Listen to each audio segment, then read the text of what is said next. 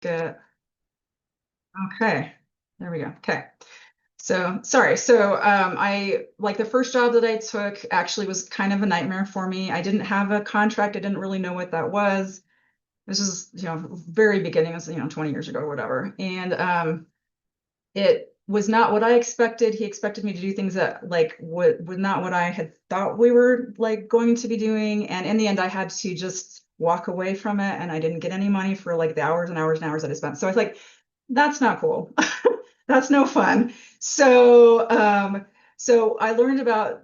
I had a colleague actually. So I'm part of a network editors group in San Diego, and one of the colleagues that I have in that group, she had this really great editing contract, and she was willing to share it with me, which was awesome. And she used to be paralegal, so she got, a lot of the things that you might run into like legally really nailed down. So it was just really good. So that's what the uh, that's what the thing is on today. And I'm gonna have Casey watch the chat because once I put my presentation up, I won't be able to see the chat anymore.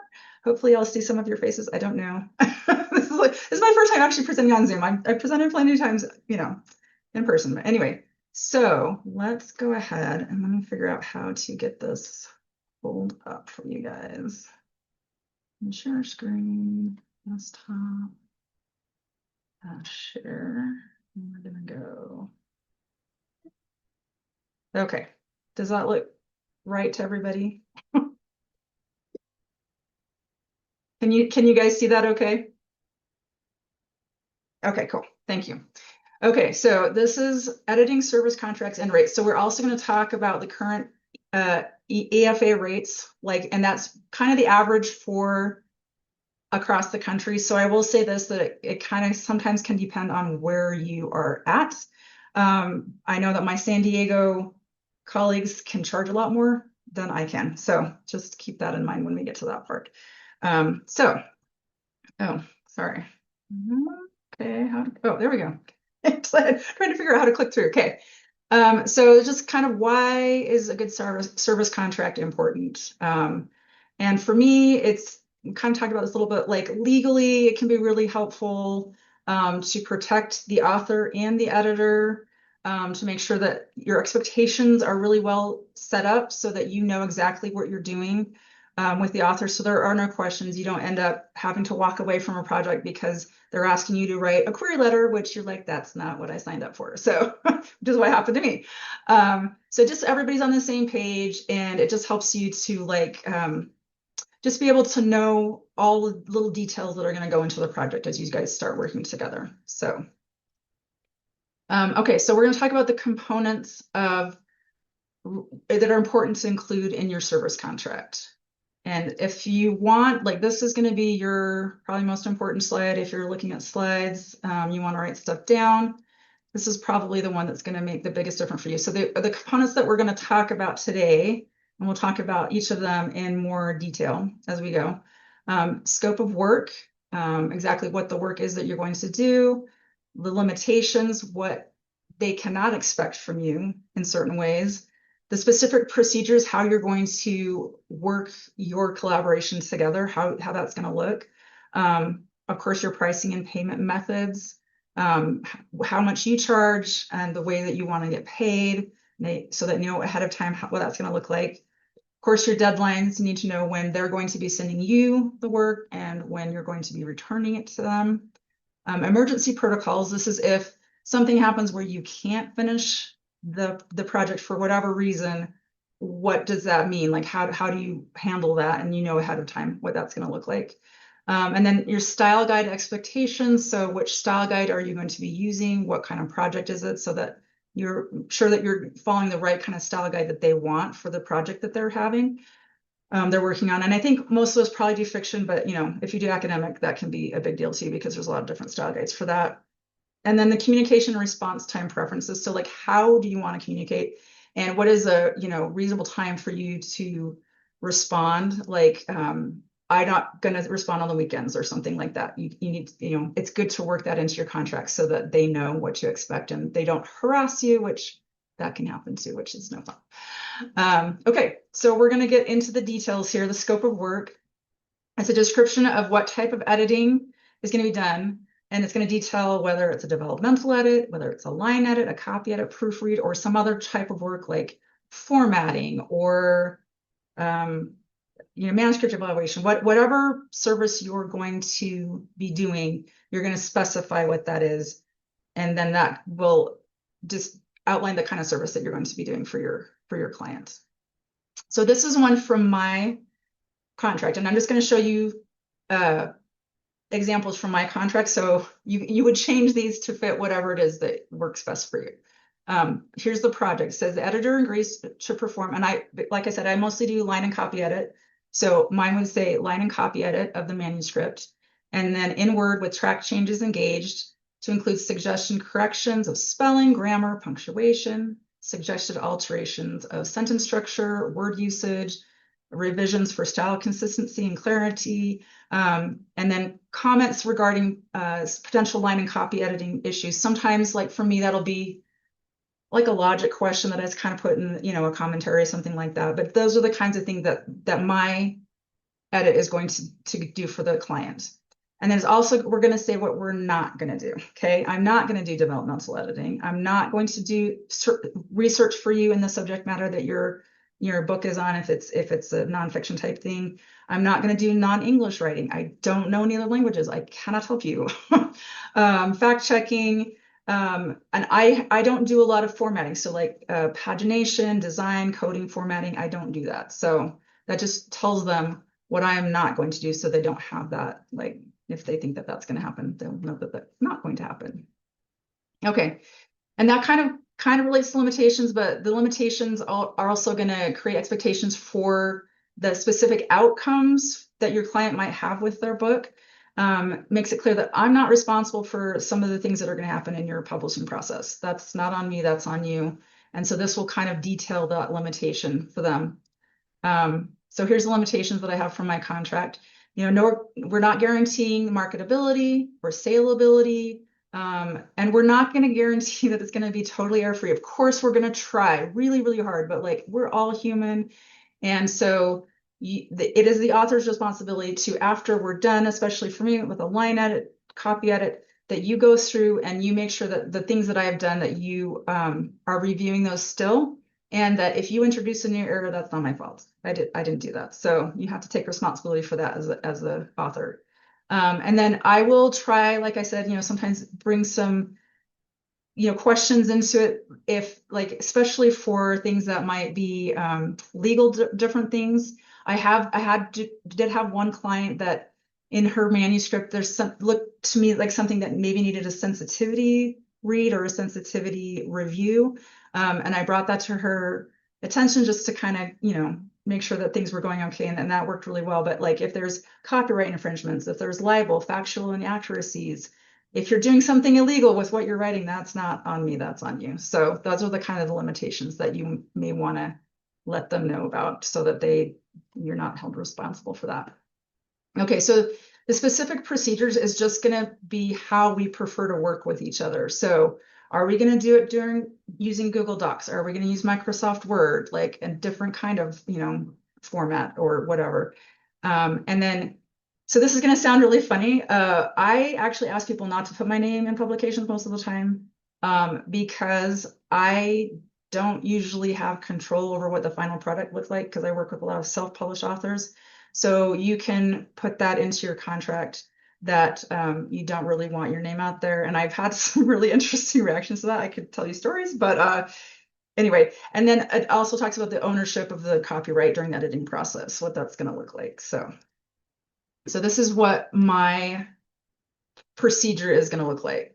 And I use Microsoft Word. So I basically, it'll say, I don't want you to transfer any of your stuff into Google Docs while I'm working on it. You can do that later, but like while we're doing editing passes, you keep it in Microsoft for me. And this top one is also, like I said, since I don't have control of your manuscript or your publication at the end, you're going to just kind of keep my name out of it. You can give recommendations, you can give testimonials, you can give referrals. But for me right now, I just want to make sure that I don't get held responsible for things that were my fault. I actually have an author that I worked with that I did a thing for her and it was like very technically right, but she decided she liked commas. So all the commas that I put in that were correct, she took out. And I'm like, I don't want somebody to look at that and say that editor was horrible because that wasn't me, that was her decision. So that's kind of where that is for me. But and then it's talking about the copyright here at the end. Says editor holds no claim or interest in the copyright of royalties, monies, sales, any of that from the book. And we agree not to give any of the material that is given to us from the author to anyone else unless they ask us to do so. So if they want to request that, that's fine. But we're not going to mess with that. Anyway, but we hold on to the copyrights to the edits until we are paid for the project. So that's how that looks. I'm seeing a couple of things come up on chat. Do you want to check that, Casey, and let me know what it's looking like? I just saw it, so there's a chat thing, but I'm not gonna. If you have questions, then we can definitely do questions at the end. So sorry, and if I'm going too fast, let me know. I can try to slow down. Okay, so the pricing and payment methods. This is going to be the section that tells you how you price. So like I do it by the hour. If you do it by the word, you'll put that in there. There's a flat fee for the project. You can put that in there. You're just basically saying how you do your pricing. And then how much you'll be, billed according to the pricing method. So if there is a payment that you want like half up front, you put that in the contract, you're going to pay this much. And then, at the completion of the project, you'll pay this much. I have been really lucky to work with authors. I haven't had to do that. So I usually just let them pay at the end, but that is definitely, I know some people definitely want half up front. So put that into your contract. And then if there's like late, if the payments are coming in too late, you can put like if there's any penalties for that. And then it can also tell you the methods that you get your money from. So like I have PayPal or Venmo, or you can write me a check. Those are the ways you can pay me. And those are listed in my contract. So here's the fees and invoice section.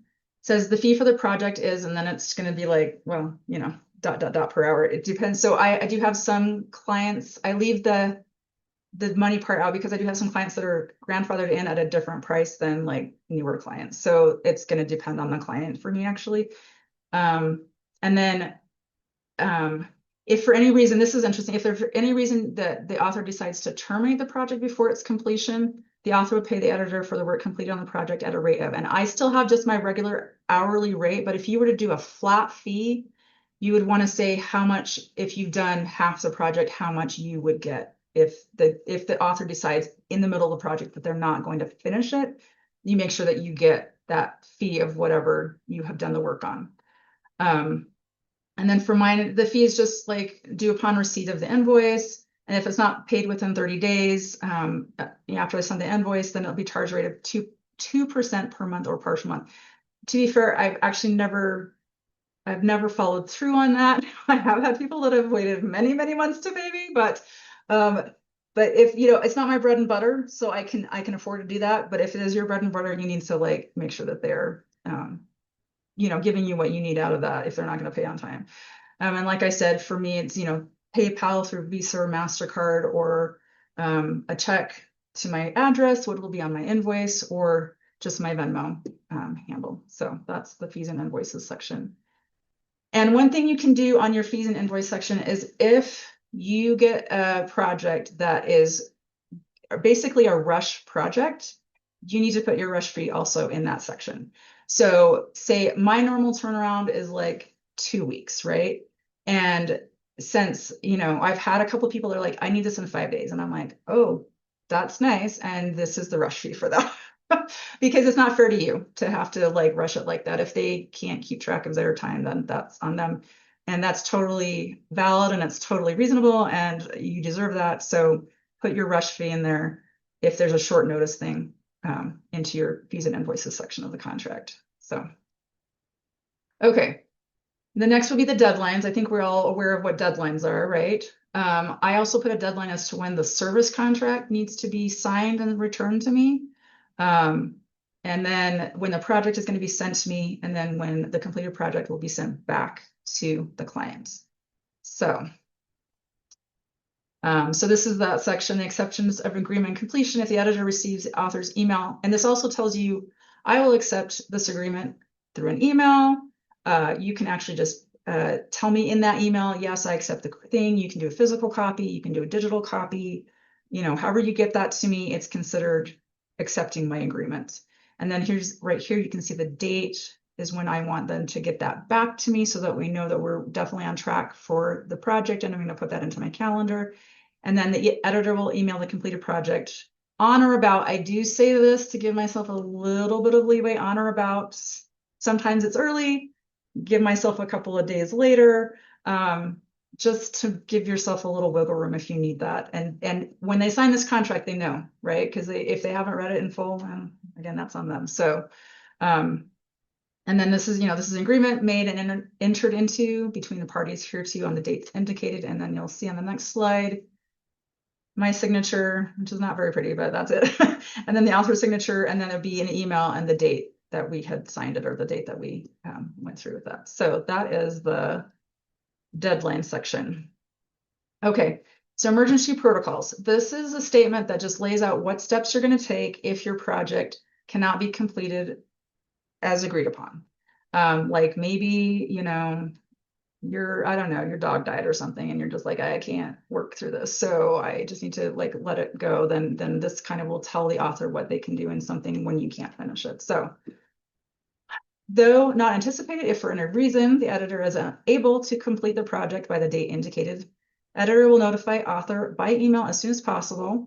And if for any reason the editor is unable to complete the project by, and right here you'll notice a date plus 1 week, so that's even a little more wiggle room. Just to say, like, okay, so one of my clients, her date that I'm supposed to get it done is October 6th. And if it gets crazy and it gets to a week out from that, so it's I can't do math, 6 plus 7, the 13th, that's still okay. That's actually within the purview of the contract. But we need to let the author know as soon as possible by email if it's going to be later than that, if it's really falling apart, and then we will adjust the fees or just talk about even if we're going to continue with the project. So that's kind of your emergency protocol, so the author knows what you're willing to do if something falls apart on your end. Oof, wait, let me just go back this way. Okay, so the communication and response time preferences. So this is not actually the most vital to your service agreement, but it's just kind of a nice addition to have so that you kind of know how you're going to communicate with each other. I had like one guy, he's like, he wanted to meet in person, and I felt really creepy about that. And I'm like, no, we're going to do this by email. Like, that's how that's going to work. So it's just a good way to set up expectations. So this is the section that I have on that. Editor and author will communicate primarily via email regarding the project. Digital copy of the manuscript will be sent to the editor as an attachment using that transmission method. And then if there's a more urgent need for communication regarding an issue with the project, we can text, and we could even do a phone call if that was in line, but mostly we just know that it's going to be over email. And I would say this, like I have had a couple of clients that are requesting like they want to give me their thing on paper to edit, and I've done that before. I don't do that anymore. That's really hard, but if that's how you're going to do it, then write that into your contract too. That you're going to get a hard copy, a paper copy, and it's going to be, delivered to them via mail on the deadline or whatever. So that's not going to be very often, but I've run into that a few times. So okay, so other things that are kind of not normal, but like things that you could put in if you need it for kind of extenuating circumstances.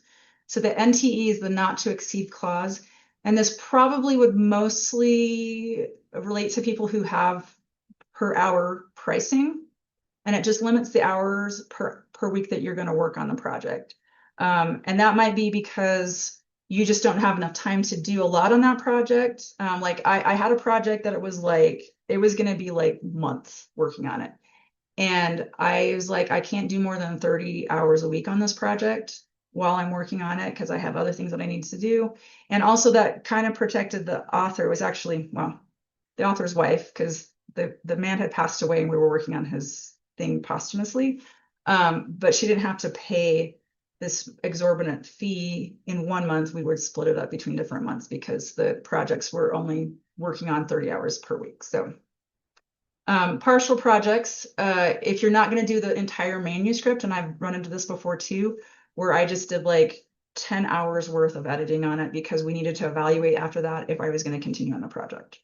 So I know that a lot of people, and I do this, I will do free samples of like 7 to 10 pages for an author, just so that they can see what I do and I can see their writing, and we can determine like if we're a good fit for each other. And like sort of looking at people's writing, I can figure out also, since I do by the hour, how long that's probably going to take me, so that the cost can be a little more estimated on that. But you can also do a partial project, and you just write that into your contract. I don't have this one, but there you could put an AI clause. If you are way against AI, you don't want to accept any manuscripts that have any part of it created using AI, then you can put that into your contract. Or just kind of whatever, like maybe there's an additional fee that you're going to put if it's AI generated, because I have done AI generated stuff and it is the most painful and horrific thing I've ever done. I got paid a lot of money, but it was really soul sucking. So just say that. So here's a couple of just examples of those clauses. The not to exceed clause. Hours worked per month by editor on this project is not to exceed 120 hours in the month. So that was the 30 per week, which you times by 4 was 120. And then for this particular one, we were going to reevaluate because it was such a huge project. After working on it for a while, we just need to reevaluate like where we were going to go with it. So that's kind of the end of that one. And then the partial, oops, sorry. I don't like it. No, I'm going the wrong way. No, I'm going the wrong way. Sorry, you guys. I don't know what just happened. Shoot. How do I get back? Okay, sorry. Okay, back on. Sorry. Okay, back again. No, that's not the one I want. All right, now we're just gonna flip through. Sorry, guys. Tech is always my worst enemy. Okay.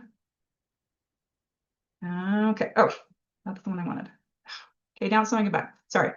The partial project one. I don't know why it won't go back to that one. It just keeps going forward. Okay. Well, anyway, partial project, write it in. It was 10 hours of editing for the one that I did. And after the 10 hours, then we reevaluated at the end and went for another project. So this is the, now that I've flipped through it really quickly, this is the current UFE rate charts that they have. This is from 2024. That's when it was last updated. I think they update about every 3 years. I'm still actually using 2021 rates for my clients. So, but this is what the expectation is. And this again is like nationwide, it's kind of like the average of the nationwide.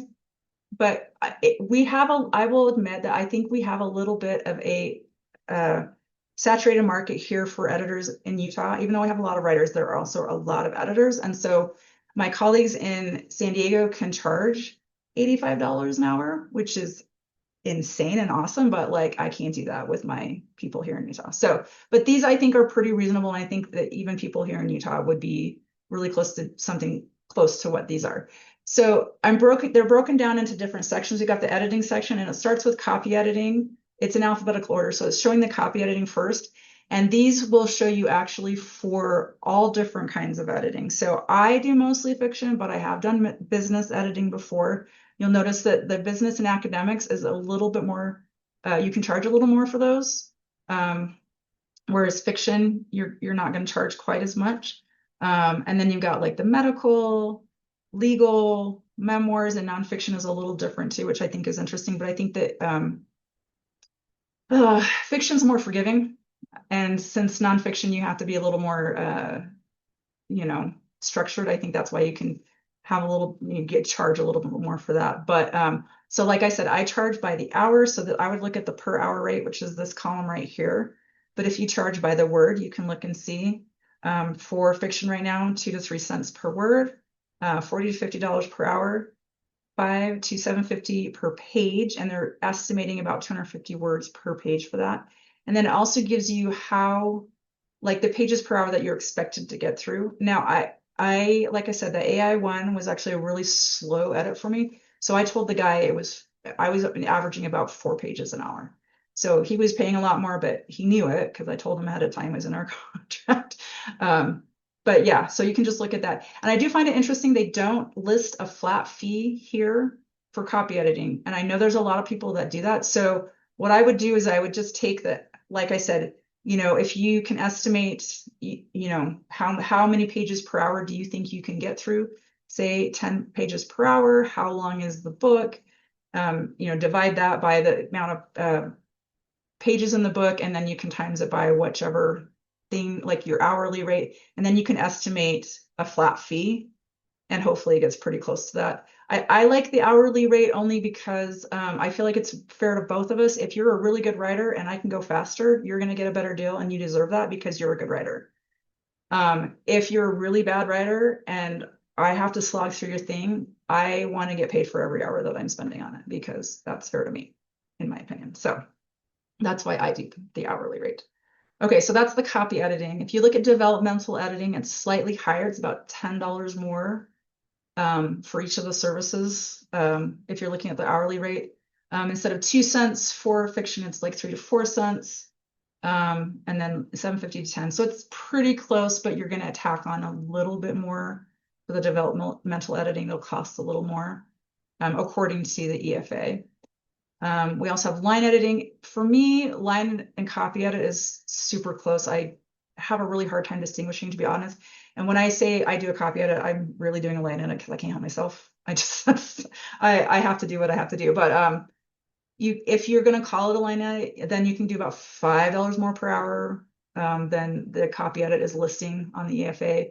And it's going to go a little bit slower. They're saying developmental edit might go a little slower as well per hour of how many pages you can get through. But this gives you a good idea, again, of those things. And again, there's no flat fee over here, so you just kind of have to estimate using whatever thing you're doing, right? To estimate a flat fee if you're going to do it that way. Okay, so proofreading is obviously going to be, you're charging a little less. It's about $5 less than you would look at on a copy edit if you're looking at the hourly rate. And then I think it's like $2 less or something on the, if you're doing it per page, and then per word, 1.2 cents per word if you want to do that.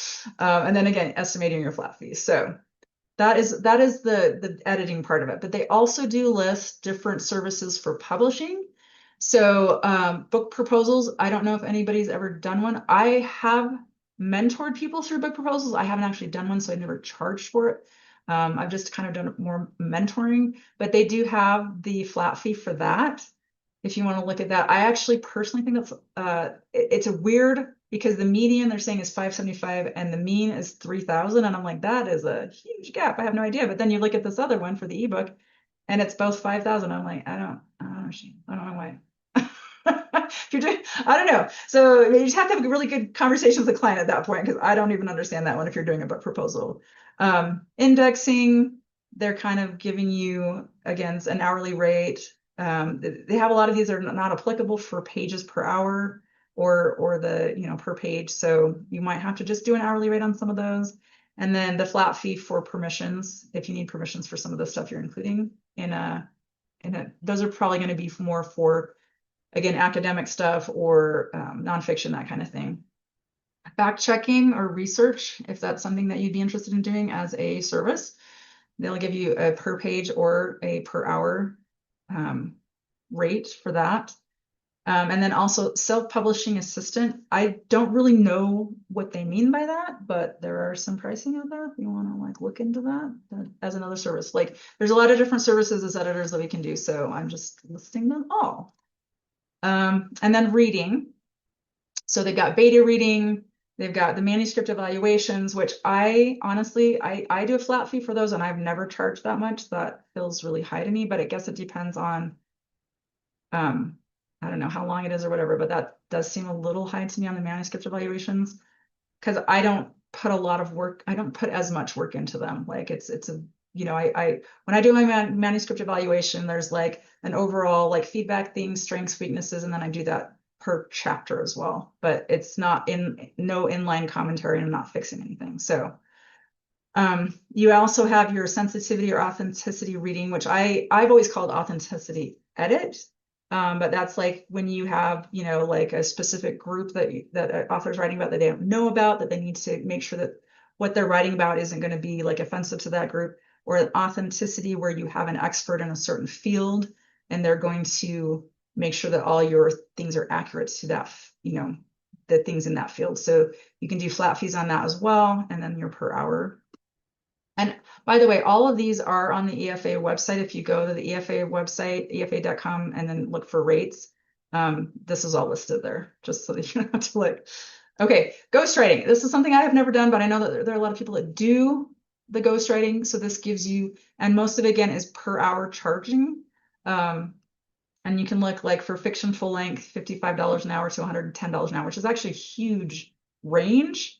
And it probably depends on what you're doing, but yeah, if you're interested in doing ghostwriting, that's where you're going to get the most money, but you are also doing the writing, which to me is it's harder than what I do. I know. I like that the authors do the writing. I like to do the editing. So anyways, so that I think is that. Sorry, this is, and since this is one for my there's all my information. So if you have questions, I will go ahead and look at the chat in a minute, but if you have questions, you can also email me. This is the email rkfbookworks@gmail.com. And I can answer questions about that, but let's how do I get back out of into the Zoom thing? Okay, I don't know how to turn my share off. Where's my share? Okay, now I'm not finding. There should be a green button at the bottom. Yeah, I'm not even getting the I'm not even getting that. That's weird. Red button at the top. Red button. I don't see a red button either. Show the speaker. You need to exit full screen first to see the Yeah, other wait, ones. I found it. Okay. Yeah. Sorry, I told you it takes. No problem. So for chat, we really just had one question. That's Oh, okay. just if we'll be able to get a copy of the slides. I went ahead and answered saying that yes, as a perk for our paid members, we'll be sending out a copy of the slides. It'll be the whole presentation will be sent out Yep. in a recording. For paid members, yes, that's one of the perks for the paid members. So, but yeah, if you have questions though, let me know because I definitely can answer any questions on that. So, and if you have any questions right now, like anybody want to ask a question right now? Okay. Okay, well that's the presentation. So if you have any questions, we can move on to something else. I'm going to turn some time over to Casey actually, because oh, sorry.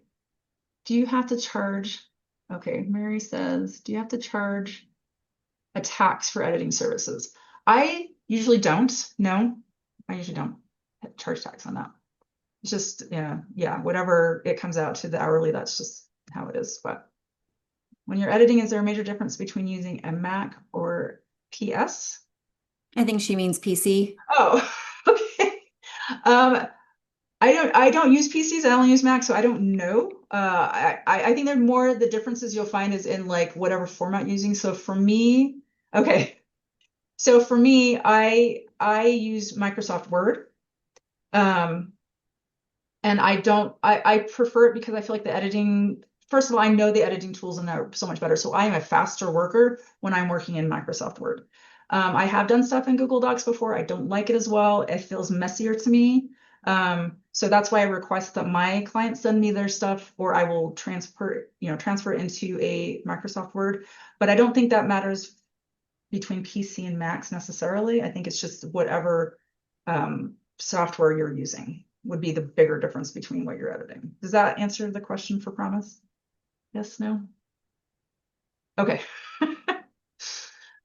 Any other questions? Okay. Well, I'm going to turn over the time to Casey for a second. We put out a poll. Oh, you're welcome, Christina. Thank you. We put out a poll just recently about editing sprint meetups. And if you want to explain what that is and talk about your poll a little bit, and then we can maybe get some other input while we're here in meeting where we have people that can give us immediate feedback. Sure. And thanks again, Rachelle. This was awesome. Even me, I've been doing this a very long time, and it's really, really nice to have a refresher. I think it took me 4 years being professional editor before I got a contract. And so, yeah, for sure, some bumps. So get a contract, do that. So the editor sprint poll, what this is, I work from home and I am the chapter editor for Blue Quills for their writing chapter. They do a lot of writer sprints. And a lot of the writing groups that I kind of, long time lurk around, they do a lot of these writing sprints together. So I kind of got the idea of if they can do it, why don't we? Why don't editors do editing sprints together? We all have questions. We go on Facebook, on our chapter Facebook page, and ask each other questions. Why wouldn't we get like a Zoom call together once a week or, potentially, well, let's start with once a week. So once a week and ask the questions and just have some camaraderie and work together. It doesn't have to be very long, like an hour, hour and a half once a week. That way, we just have somebody to just be there with, bounce questions off of, or even if you don't have any questions, just have someone there. It like, someone mentioned earlier, editing can be very lonely as well, just like being an author. So it's just kind of an idea that we had. And again, this would be another one of the paid perks that we have for our UFE members. So earlier, I think about a week and change ago, I sent a poll out on the UFE Facebook page. So, and we're just a heads up, we're going to run the poll for a few more days, probably another week. So if you haven't voted on a time slot on the poll, please do so. We would love as much input as we can. Um, and so as of right now, let me see if I can actually, oops, scroll. I'm going to scroll sideways for a second. So as of right now, the top voting space is Friday afternoons between 12 and 3 p.m. So that doesn't mean that, my Zoom will be up from 12 to 3. I'll probably pick a time like an hour long or an hour and a half long slot somewhere in there. But this is just a reoccurring standing invitation. I will have, it's a personal Zoom account that I have. That's mine. It's a paid Zoom account, so I can go as long as I want. There's no time limit.